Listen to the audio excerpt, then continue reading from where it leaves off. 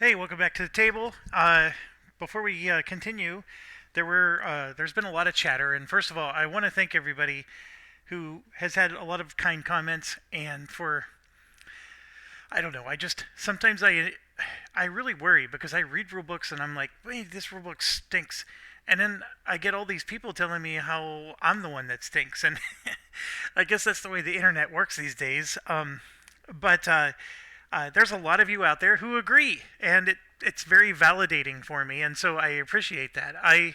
Um, and you know what? That's the point of this channel is we work through it together, and I think for the most part, we have a complete consensus agreement in that this is being played correctly, and that's good. That's what we want.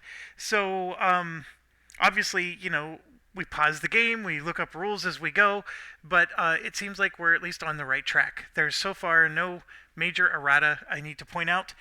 Somebody did ask, though, they have their copy of the game, and they're like, where are you seeing that a refresh or exhausted card can still be played? And the perfect example is this one.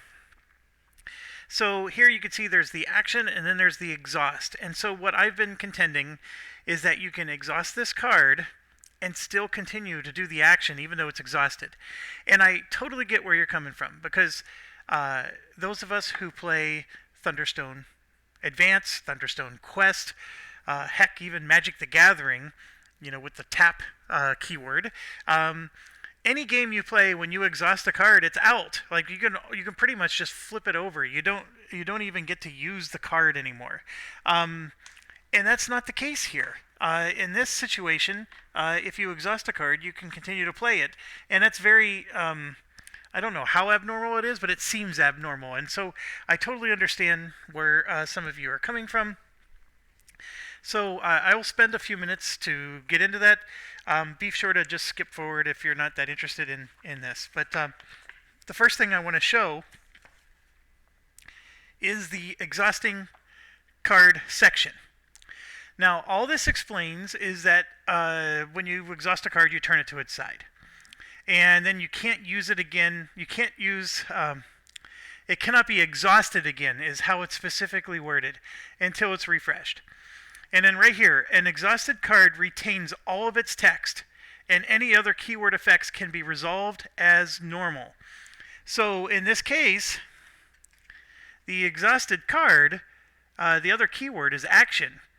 So you can't reuse the exhausted portion of it, but you can reuse the action portion. So yes, even though a card is exhausted, you can still use the rest of the card. And that's where we got that rule from. Could it be clearer? Should they have had examples? Absolutely. This rulebook is a C plus. I give it a C plus because from if you're trying to be a rules lawyer, all the rules are in this rulebook. So far, we have not run into a situation where I needed to go outside the rulebook to figure out what to do. So you could argue that all the rules are at least there, and some rule books don't even accomplish that. So you got to give them at least the plus to the C. Now the reason it's a C is, in this case, it is just in one section, but gosh darn it, you have to go to 100 other sections and piece things together, and they could have afforded, in my opinion, to add 2 or 3 pages to this rule book and just have some examples, like example play, using a card that's in the game, anything, just to help people to understand how this flows. But anyways, I think they made their own video, Black Isle did, and maybe it's in there. But if it's anything like the police or the police one that they did, Brook City, it's just them playing, and they don't really explain how they are doing what they're doing. They just do it. So I haven't watched it, so please, if I'm wrong, I'm wrong. I'm just basing it off of the last one that I saw, and it wasn't very helpful. But that's fine. I think the board game designers, their job is to design these awesome board games, and our job is to play them, and that's what we're doing. So hopefully that answers your question. And then somebody else asked about the trap. Like, how did you know that you could play the trip card? And this came up in the first thing, but we actually have a hero reference card. I don't look at it very often, but basically we have these snare tokens, and anytime an enemy moves into or is placed into a space containing a snare token, you immediately get to reveal a card, then resolve its strip effect, and then you discard the snare, but you actually keep the card, and so you could just keep getting, those things. Now, one thing that does remind me of is that this particular baddie stepped on that snare, and we actually do get that. We have to take that snare back. Now, what that means, though, is another thing we can do is before this guy spawns, we could have put a snare right on the hole. But the problem is, as soon as you open the door, that's when things spawn. So it's not quite as elegant as you might hope. I think this character with the traps is a little cheesy so far. I'm not super enthralled about the traps. I think the fact that she gets to roll 3 green dice has been amazingly good for us. And, playing with the allies like we are, so we still have a 4-player party, is making this game feel very comforting to me. Like, if I was playing this solitaire with truly just one character, and I know somebody reported that that's what they're doing, and I think from a mechanics perspective, it's a lot easier to handle. I think for me, this game would not be as much fun. I'm having fun because I have multiple characters to control. That is, I want that party feel. So, anyways, with that said, within the next couple of weeks, I'm getting Dungeon Crusade, which is something else I backed years ago. That designer has been working and working and working. I mean, there was a brief period of time where I actually thought that he was scamming us. But his name's Roger Deering, and he's an awesome guy. I've gotten to chat with him many, many times, and I've really grown to really admire this guy. But yes, it all started with me thinking he was scamming us. But yes, I'm a backer of his Dungeon Crusade, and it's on a boat from China. So what does that mean? Like a month, maybe 2 months, and then it'll be here. So, anyways, back to the game. So everything refreshes, and we go to round 2. So let's recap. We're fully healed here. This guy, Karen, has 3 damage, so she's definitely going to need to speak to the manager again. And then we have 2 damage with Gavin. The healer that sort of goes with Karen is actually over by Gavin. So Karen is sort of on her own right now. So I have to make a choice. I either bring the hero into the room with Karen, or I don't. Now here's the other weird thing. When you open a door, this is a door that goes into the same room that we already opened. Do things trigger again? And I'm going to assume no, because revealing a room is like the first time, right? Yeah, each time a door is connected to an unrevealed room is opened, the active hero reveals that room by performing the following steps. Only one room may be revealed during a hero's act phase.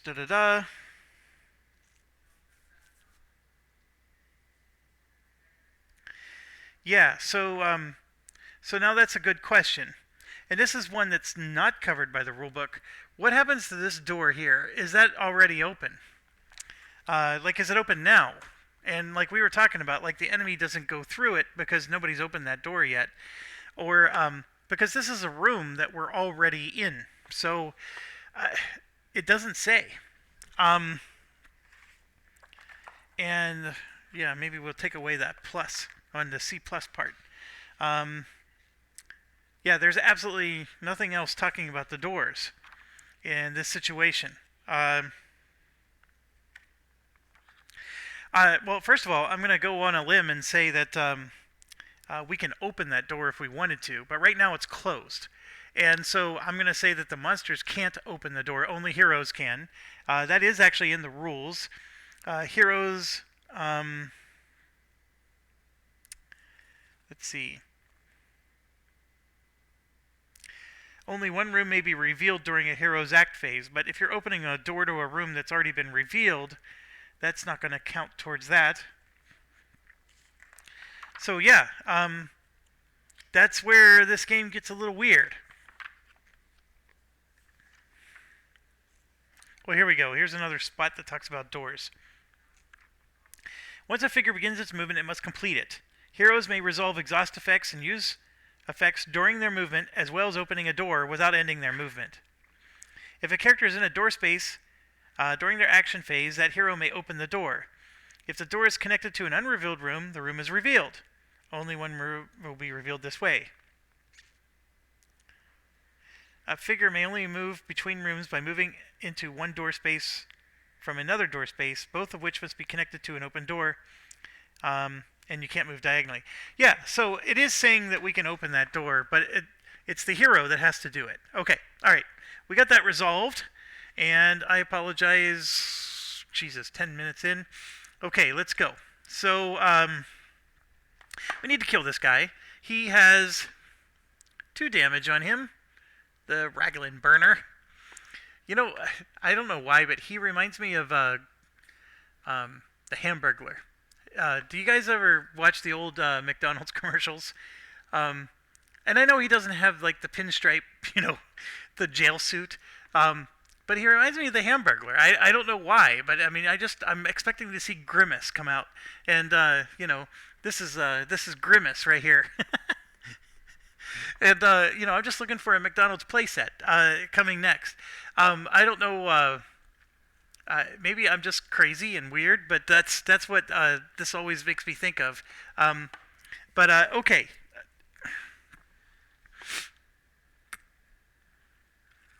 This will heal her. So we may want to just stand by the feature and shoot, stuff like that, and do things in this room, like search for items, and then she will at least heal 1 when we do that.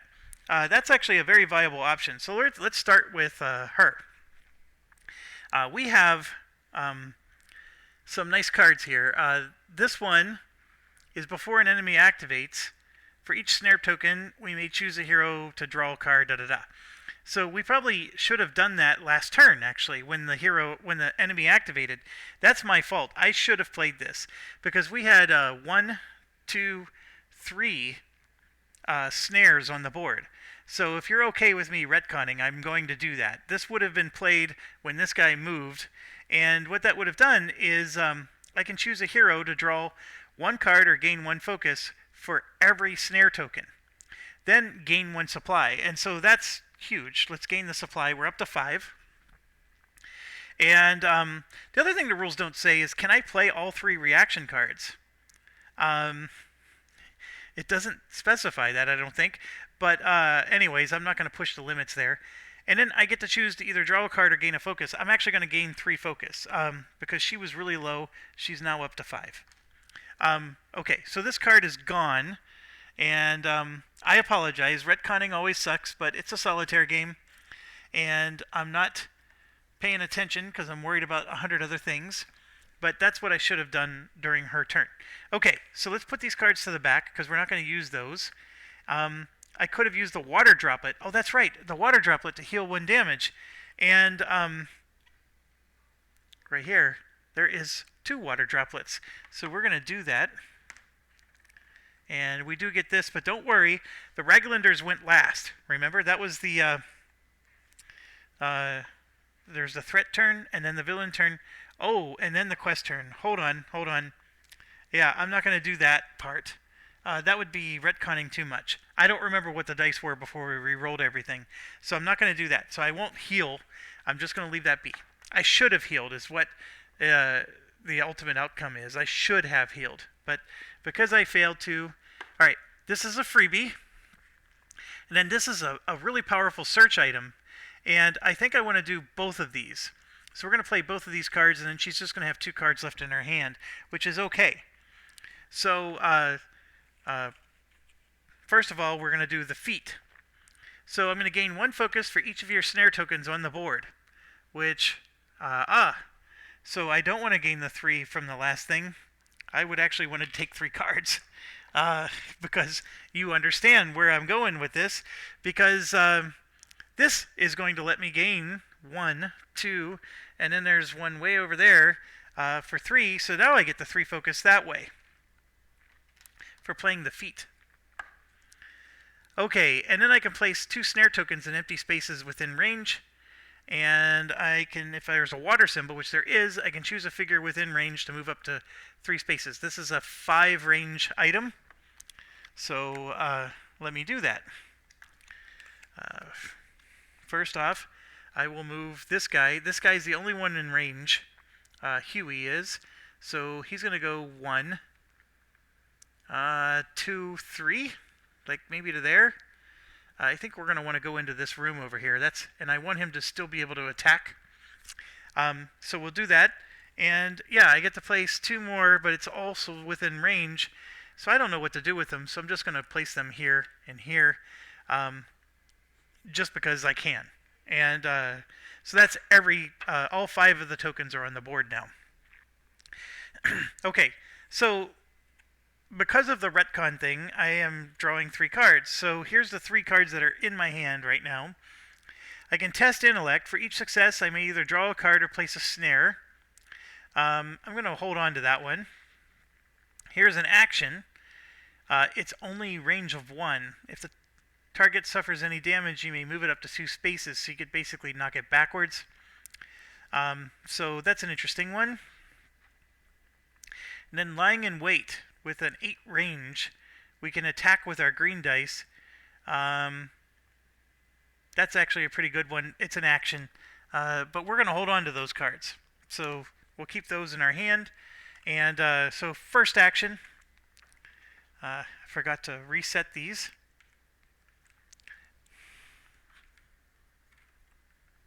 First action of the day is we're going to attack. So we're going to attack him with our crossbow.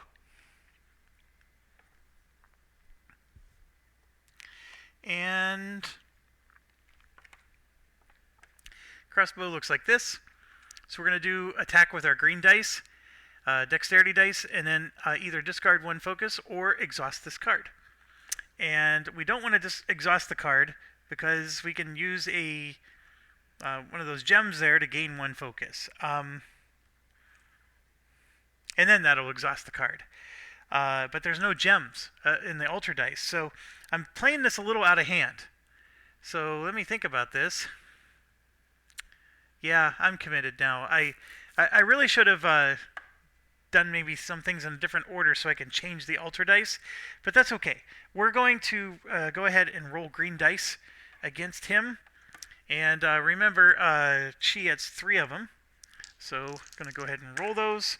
And we have a crit, a success, and another success. So I'm rolling the crit. And there's a 4th success. So 1, 2, 3, 4. And he has 1 armor, as you can see right here.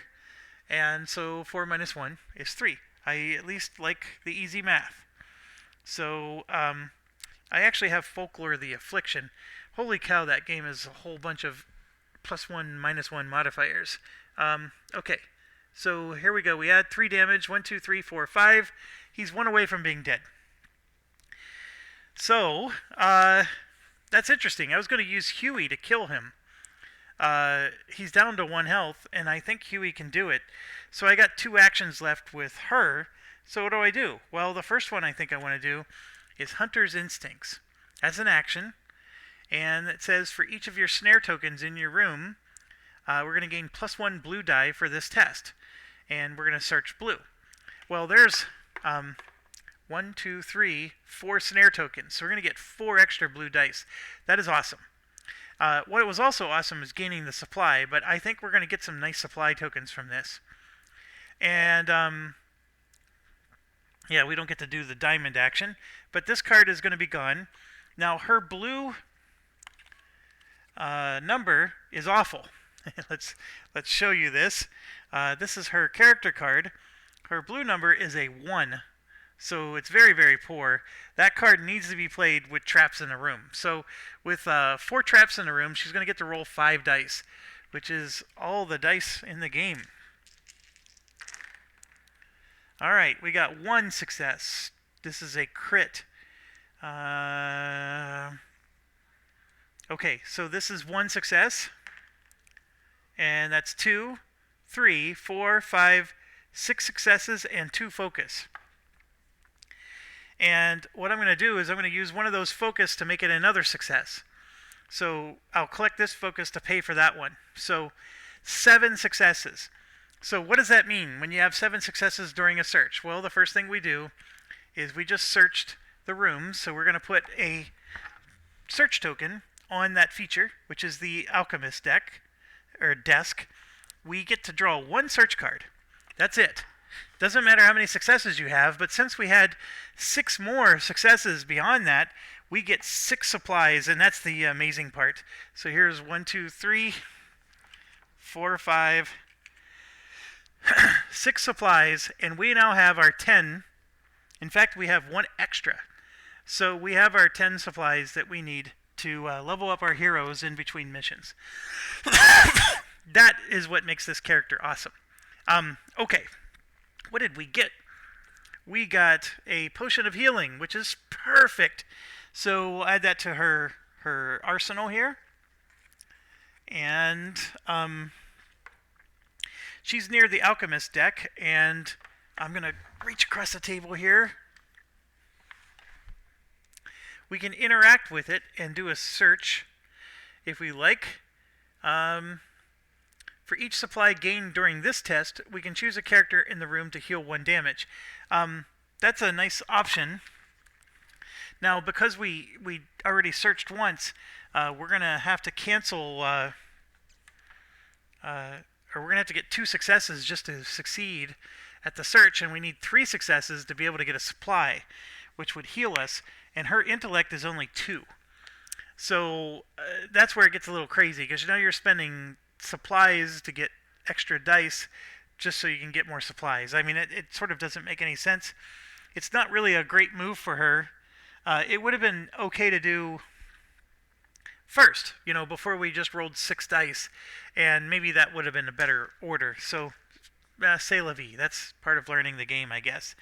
So, so we won't do that. So then, what do we do then? I think what we will do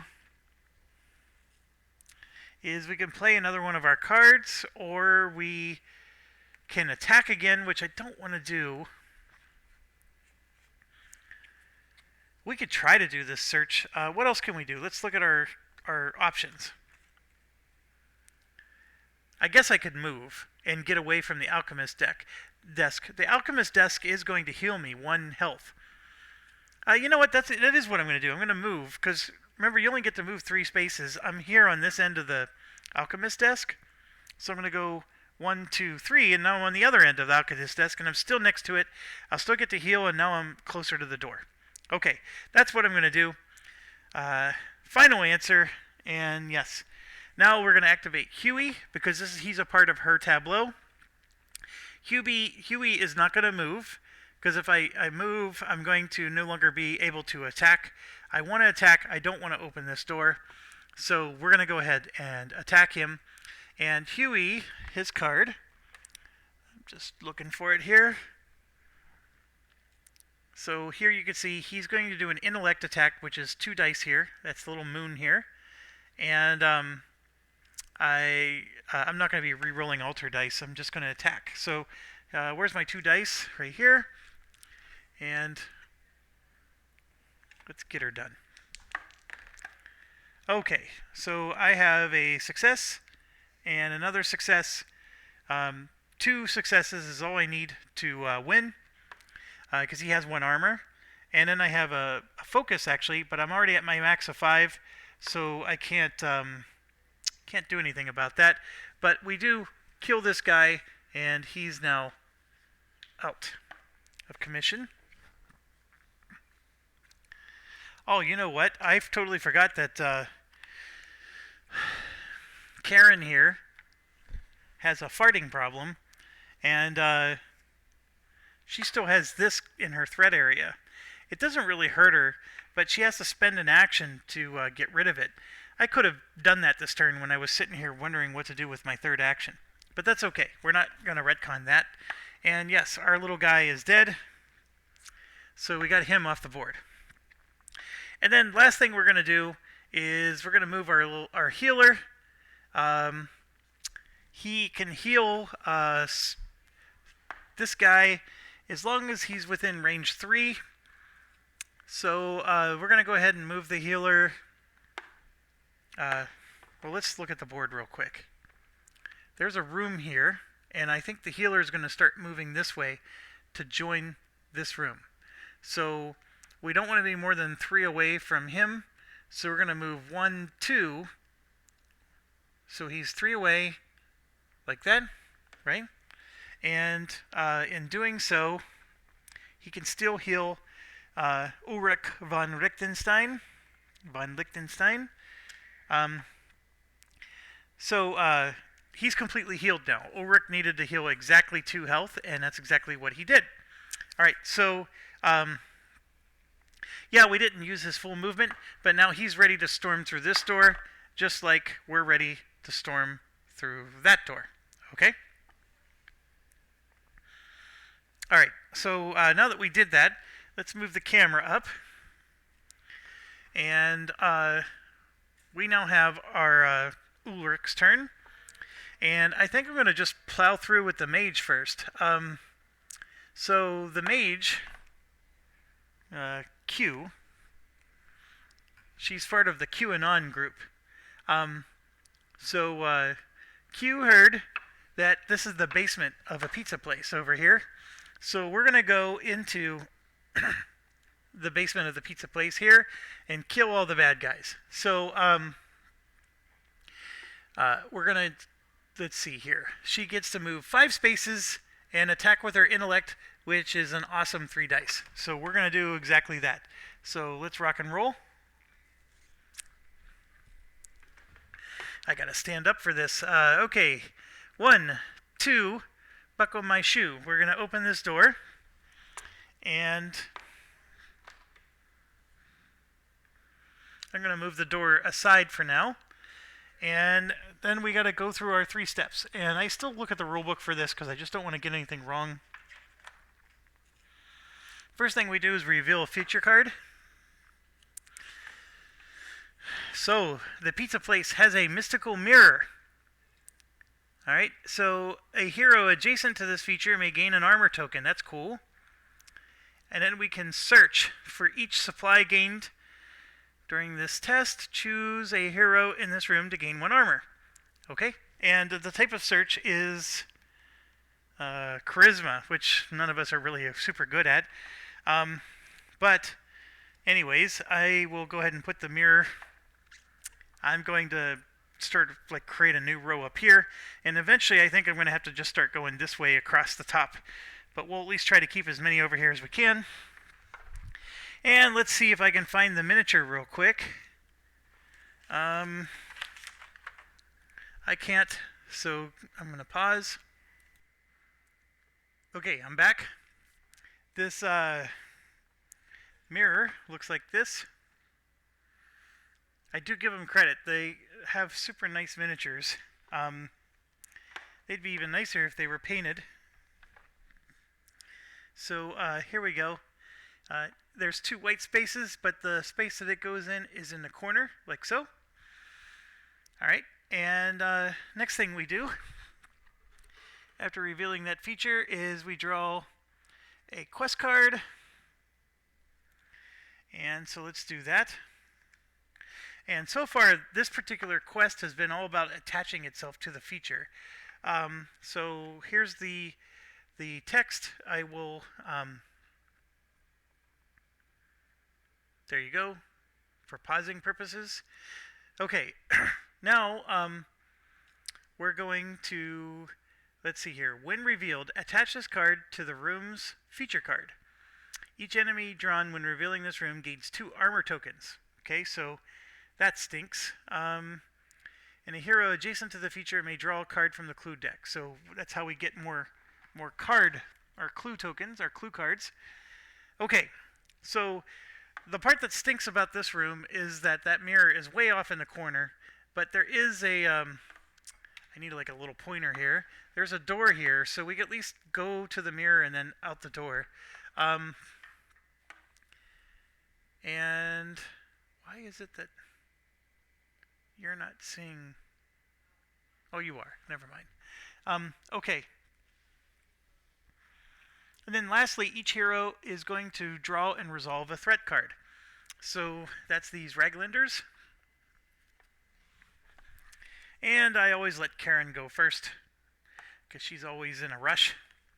So we will do Karen here. And she got a cannibal. That's always good. And the cannibal, of course, is going to go into that room. So he does an inflict 5. He only has a range of 2, so at least it's not as bad as that other guy. And of course, he's going to gain stuff if there's some diamonds here. But remember, he gets 2 armor tokens, so he's going to be up to 3. Now, armor tokens, the way I understand them is they're temporary. Like, if you do damage, they get destroyed. They don't stay on him forever. Like this, he always has 1 armor, but the tokens get discarded after they absorb damage. But yes, he's going to get 2 armor tokens. He is going to go into her tableau, which means that the curious odor is now a problem. And he gets 2 armor tokens on him. The armor tokens look like this, by the way. And let's spawn him. The good news for us is he's spawning really close. Right there. And when I was watching somebody else's video, I always thought, okay, I can't tell where they spawn. But it's actually really easy when you have the game board in front of you. That's a very obvious hole that they would climb out of. And now, so it's possible 2 monsters spawn in a room, unless it's like a trap like this. So this is going on to Ulrich, and each minion threat card would gain a threat token when it's triggered. Now, again, only within range 1, but you have to be within range 1 to interact with it. So it's one of those deals where it's going to trigger no matter what. And then, of course, it has an activate, which doesn't occur yet. So this, of course, is not going to get 2 armor tokens on it. That 4. What does that 4 mean? Oh, Nelly. I may have done this wrong. I think this interact 1, I think I need to have 4 tokens on it before it goes away, before the trap's destroyed. I may have, that might be my first real errata, folks. Let me look that up real quick. I'm going to pause. Okay, so yes, that's the first major mistake in this game. This trap needs 4 tokens on it, 4 progress tokens on it, in order for it to be removed. So when I did Ulrich's turn, I did an interact and I would get some successes from it, and then I destroyed the first trap, and then I did another interact to destroy the other trap. I needed 4 successes, not just 1. This 1 here means you have to be within 1 space to interact with the trap. That's what this 1 means. This 1 is the range of the trap for it to trigger.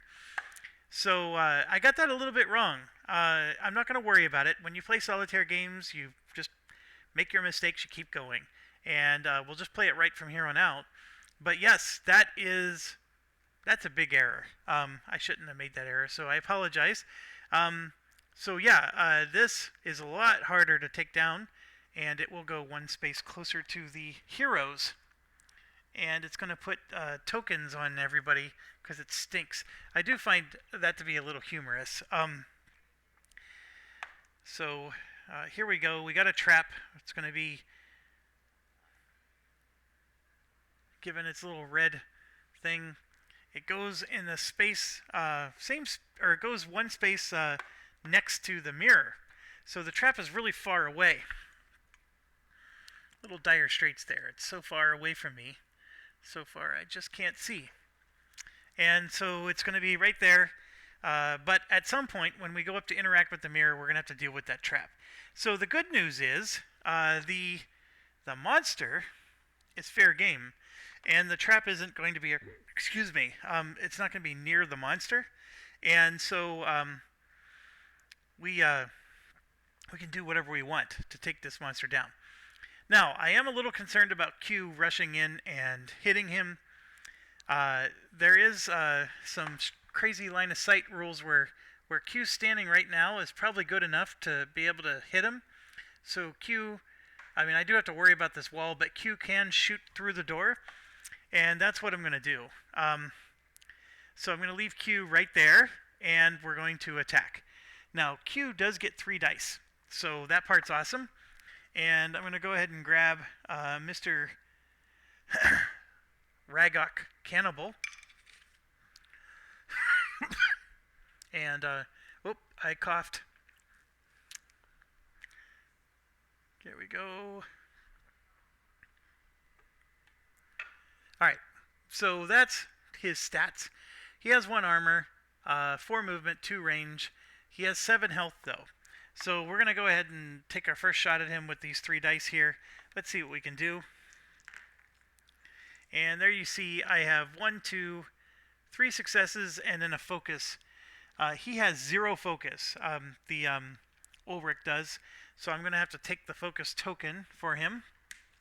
And 3 successes, though, is great. -1 armor. All that does is take away the armor tokens.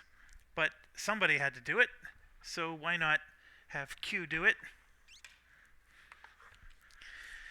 Okay, so we're going to move this off to the side, and Q's done. So the last thing we have is Ulrich. Now, one thing we need to bear in mind is this monster is probably not going to die. And Ulrich is going to get to do a reaction card. And remember, we have a whole bunch of reaction cards. When a hero is within range, would suffer damage. So I need to remember to do that. The other thing is that her reaction card for Karen is play before an enemy activates.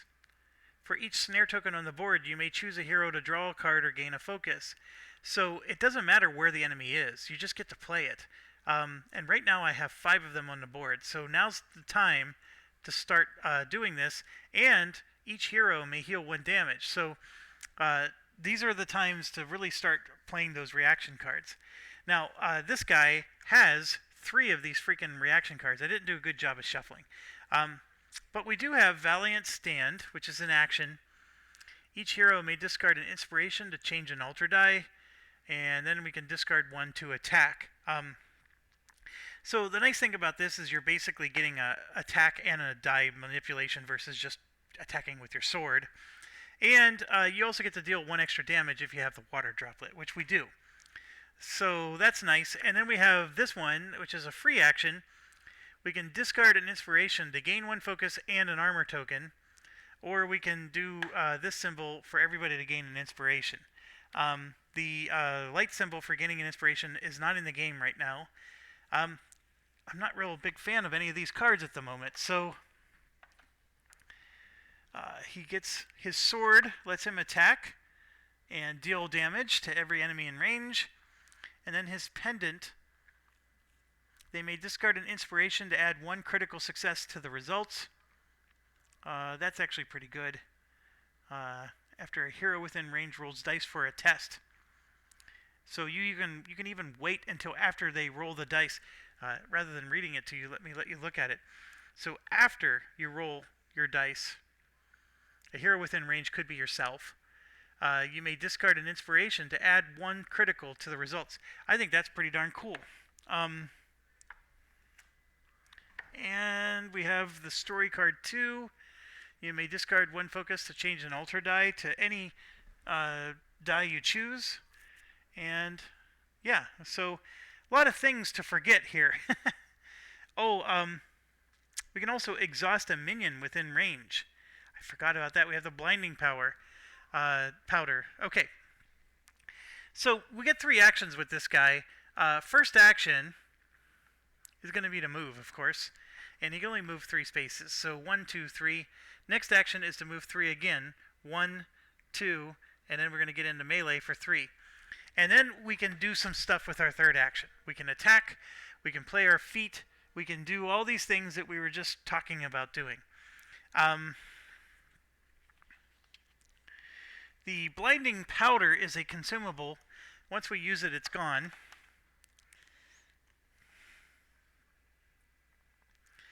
exhausting a minion. What does that mean?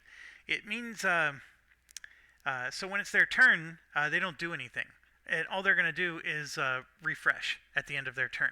So exhausting a minion is like stun, if you want to think of it that way. It's like stunning them, because you're throwing the blinding powder. Or we can add 1 to our defense value for a test. I'm going to hold on to this for now, but that is still really powerful. Let's go ahead and just get in and attack. And we're going to use the Sword of Ulrich to do it. But am I going to use a feat along with it? That's the next question. I can gain a focus and an armor token. That might not be a bad idea.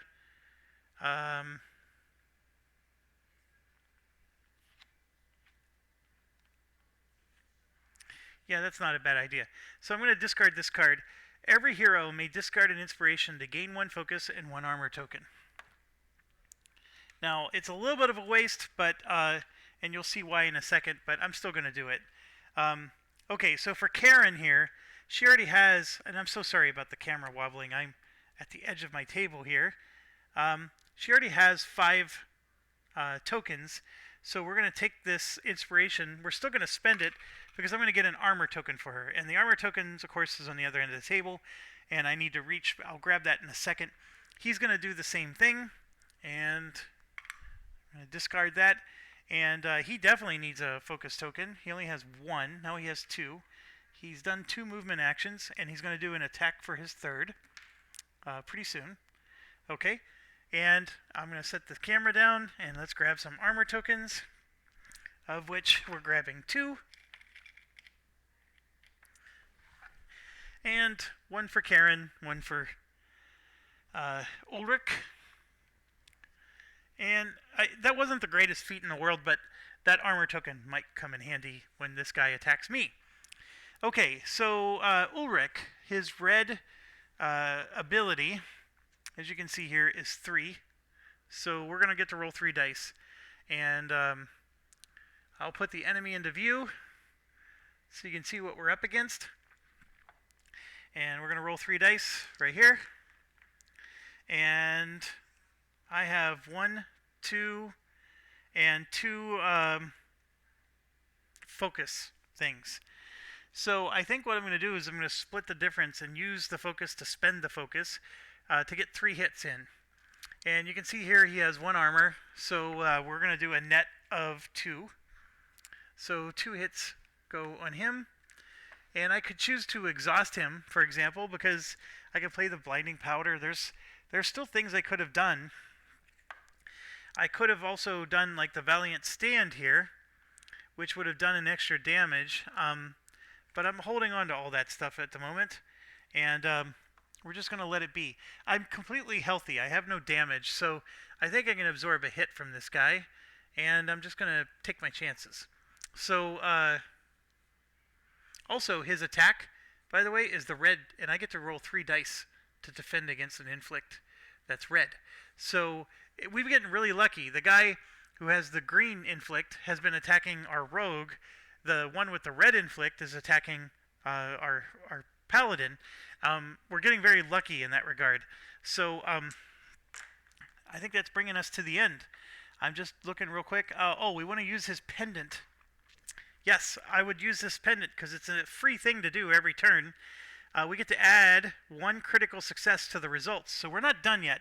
So that's going to be 1 critical. So that's 1 more hit. And then I'm going to roll again, and that's another hit for 2. And then I can either take a focus or spend 1. I'm not going to kill this guy, so I'm going to take a focus. So I'm up to 3 now. And I'm going to add 2 more hits to this guy, because I use my pendant and you get to use it after you roll the dice, so that's what's really cool about it. And so yeah, we did 4 hits to him, and he's 3 away from dying. Okay, something just disconnected. 1 second. Hey there. Okay, so yeah, I was paused for a few minutes. So the beep that came in while I was recording was actually a message from a viewer. So famous last words is to open up this particular video with, hey, we have no errata so far. We've been playing correctly. I'm now up to 3 errata. you already know about the trap situation, and one of the viewers caught it before I had a chance to publish this video, so now I can't take credit for finding it before him, even though I'm stating it so right now on this video. But yes, you need 4 progress to get rid of a trap. I did that wrong. Okay, so that's the first thing. The second one is these are 2 new things I'm just discovering right now. Every time you defeat a trap or a minion, you gain a supply. And that's written in the back of the rule book. It's in a really obscure section, which again is my beef with this rule book. But I did a real quick check, and I believe we so far have defeated 2 traps. Okay, so that would be 2 supply. So we're rolling in the supply right now, by the way, if you haven't been paying attention. And then the number of minions we've defeated is 2. Yes. So we have 2 more supply for that. So we're sitting on a mountain of supply. Okay, so I'm going to take 1, 2, 3, 4, 5. This is enough to level up 1 character. And there's 4, 5 for leveling up the other. And then this is our play money, right? It's like going to a casino. This is the money I'm going to take home so the wife doesn't get mad at me. And then this is the money I can lose today. So that's what we're going to do. This is the money we can play with. And that's the way I like to play this. Now, one thing to bear in mind is you can spend 3 of these to get equipment. Which is something we haven't even seen yet in the game, but you get to go to the shop and you reveal 1 card from the equipment deck. Then you get to keep it. It's like a free thing you get. But you can discard 3 supply for each additional card to reveal. We can reveal more equipment cards. Then every hero may choose 1 revealed equipment card to add to the journal or to your campaign. So each hero reveals 1 equipment. So we'll get to reveal 2 equipment cards. I can spend 3 supplies to reveal additional equipment cards because maybe I don't like what I just drew. And then everybody gets to, no matter what, you always get to choose 1. It's just that you're either going to get the one you drew because you didn't spend any supplies, or you can maybe give yourself some choices. So you don't have to spend all these supplies. Like, for example, this is another equipment card. So anyways, back to the errors. Okay, we talked about the traps. We talked about the supplies. The third error is really just a mental mistake. I knew this rule, but I screwed up. Okay, so let's say I have this situation right here when I roll the dice. I'm getting a focus and I'm spending a focus. So I can just, it's a net gain of 0. However, I need to have at least that focus I'm spending in my supply. If I have 0 focus in my supply, I have no choice but to just take 2 focus, because you have to be able to pay for it. You don't get these until after the dice are resolved. So it's not like you get this first and then can use it to spend on that one. Now you can do some accounting in your head and just not grab any extra tokens, because at the end of the game, end of the day, you're going to have a net gain of 0. But I got to be really careful because that's just a mental mistake. I get really lazy when I do that math. And there was a time when I had 0 focus in my supply, and I think I split the difference. A viewer is pointing that out to me, and that's a really nice catch. That was not intended. That was definitely an error. Okay. All right. Back to this. I'm going to have to remember to add that to the notes in the videos. So the viewers have added the trap and this focus thing. Those are in the comments already. The supply thing is actually something I found while I was paused. But okay, back to regularly scheduled programming. I think we're ready to move on.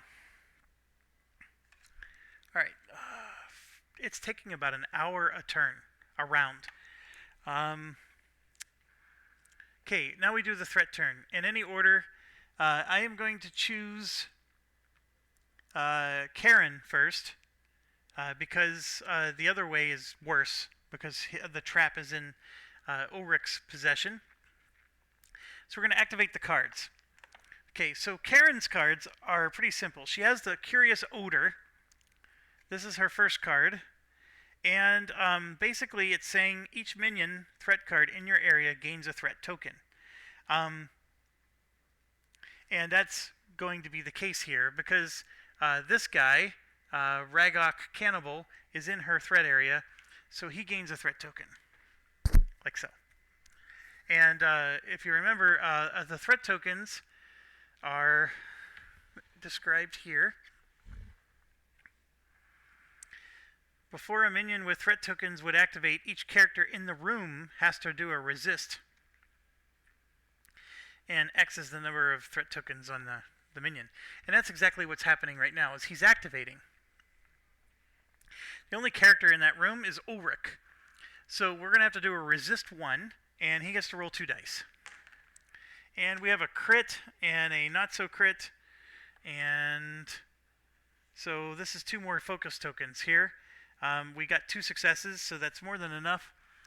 And I'm going to take the 2 focus tokens, and now he's up to 5. So we succeed. Nothing bad happens there. And then this guy is activating. So he's going to engage and inflict 5. And if there was a diamond, which there isn't, he'll gain an armor token and a threat token. Now this is where we have to do our reactions, right? So we have Expert Tracker here, which is a reaction. For each snare token on the board, you may choose a hero to draw a card or gain a focus, then gain 1 supply. And also, we're going to heal, each hero may heal 1 damage. So I'm going to do that, and I'm going to spend the water, which I rolled another water, and that's going to heal 1 of Karen's damage. So she goes from 3 down to 2. Ulrich's already fully healed. But I'm going to choose Ulrich to draw cards, and there's 5 snare tokens, so he's going to get to draw 5 cards. I sort of like this girl. I didn't like her cards at first, but she's actually looking like she's got some pretty decent cards in her deck. Okay, so for Ulrich, we're going to grab 1, 2, 3, 4, 5, because he's already maxed out on his focus tokens. So we got Leading the Charge. We already have one of those. Valiant Stand. Light of the Luminori. It's an ongoing card. Now, one of the rules in the game, you can only have 1 ongoing card in your tableau at a time. Place it on a hero within range. They can discard an inspiration to move 2 spaces and perform an action. They either discard inspiration to heal a damage or gain 1. So you can discard an inspiration to heal 1 damage or gain 1 inspiration. Why on earth would you discard an inspiration to gain an inspiration? That is silly. I don't know what those guys were thinking. And then Sacred Ground. That's a nice range. Oh, it's just a search. Well, that's all it is. This range, by the way, means you got to be within 4 of the feature. So I got to get closer to the mirror to be able to do a search in that room. All right. Well, that gets added to Ulrich's hand. Now Ulrich's going to play one of his reaction cards. When a hero within range would suffer damage. Okay, we're going to have to wait, but I'm pretty sure I'm going to suffer damage. And this guy... Oh, I apologize so much if I've been doing this because I forgot that this card was here. My apologies. I hope you've been able to read enough of it. Okay, so that guy's going to do an inflict 5, but Ulrich has a 3, so let's roll. And there's 1, 2, 3. Ulrich has an armor on him, an armor token, which is 4. And then he has an armor himself, which is 5. He actually takes no damage at all. So guess what card we don't get to play? That's this one. That's so funny. Okay, well, we'll hold on to it. So we just absorbed all 5 of his hits. 1, 2, 3. The focus token doesn't even do anything for us. And the rules again, could I choose to take a hit instead of losing this token? In this case, I would like to, but I'm going to go ahead and lose the token. I could spend the focus to make it 1, 2, 3, 4, 5, and then I would actually keep the token. Which comes first? Removing this token, or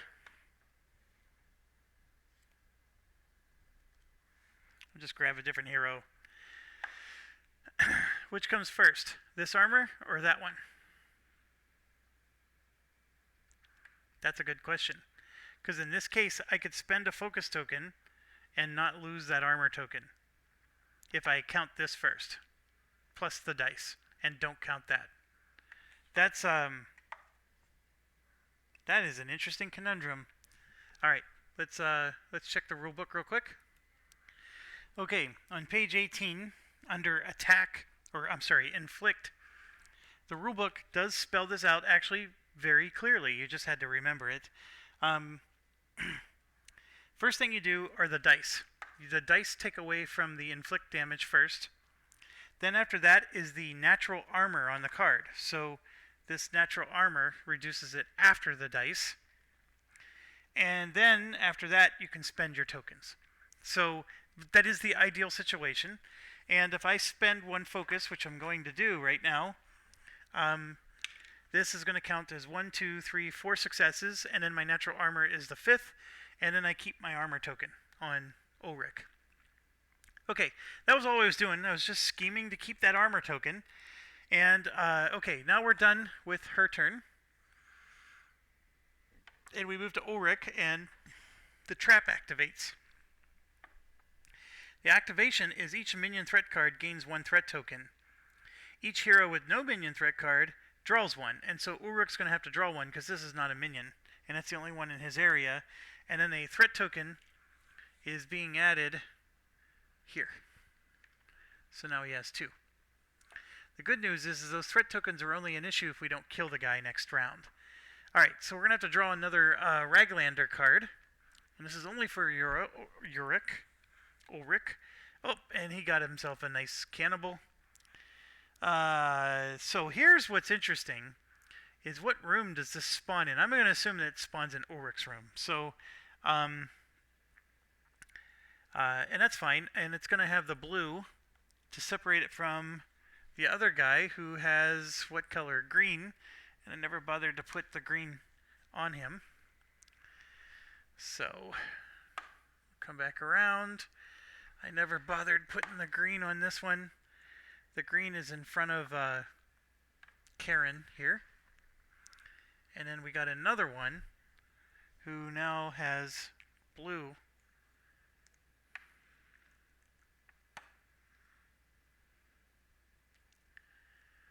So I don't remember what video I made I'm starting to think about like adding comments so people can catch some of this errata.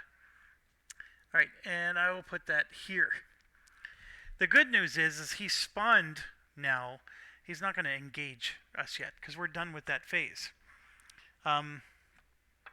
Okay, next is the villain turn. So let's look at our villain here. Gert. Each hero must either discard an armor token or resist 3 against the blue.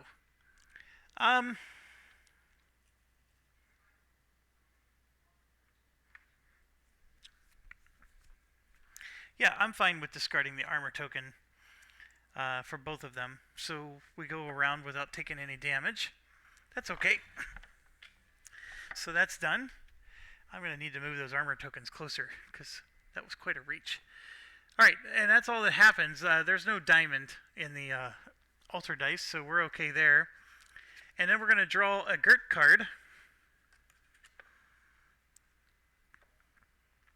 War Squeal. Each character must either discard an armor token or resist 4. Okay, I probably should have saved that armor token. Holy cow, this is a lot worse of a test. Resist 4, and it's the purple. What is purple? That's the that's the charisma check. It's even worse. So, what an awful card. Alright, so resist 4. The rulebook. Resist is a little different. The character reduces the difficulty by 1 for each success rolled.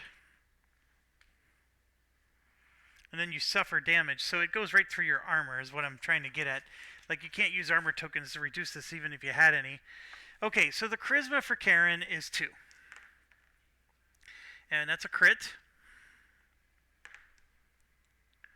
And so we got 1, 2, 3. And if I'm willing to spend 1, which I have, and then I'm going to get 1, that's 4. So Karen resisted this sucker. I don't know how, but she pulled it off. So no damage for Karen.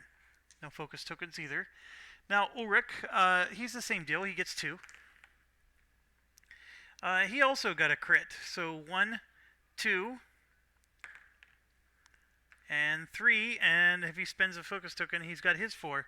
And he will go ahead and do that. So no damage for either of them. That was actually, I'm actually quite impressed. Alright, so villain turns over, and now we go to the quest turn. And we just activate in order going down this chain, right? So the search card basically says each hero who controls a clue card either has to discard a focus for each clue or resist 3 intellect. Okay?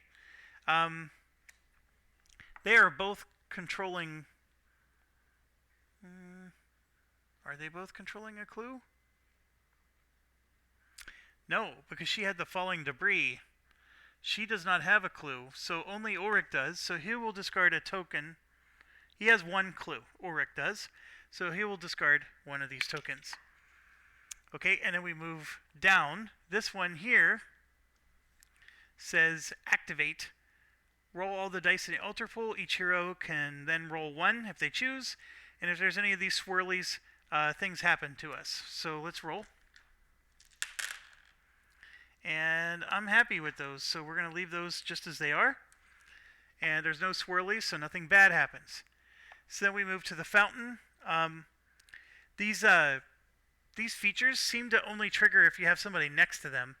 And we're near the alchemy desk, the one on the far end. And that means Karen is going to heal 1. And that's why I was making sure I stand next to that desk. So, that's it. Now, you may be wondering, okay, the mirror has this special card on it. The activation for that one is just saying that the hero that's adjacent to the mirror can draw a clue card. That's all this is. So, nothing bad is really happening during the quest stage. And that's it. We're done with another round. Hour and 2, so it took a little bit longer, but I did let myself sidetrack to talk about a few rule things. Yes, thanks for watching. As always, stay awesome and stay healthy and safe.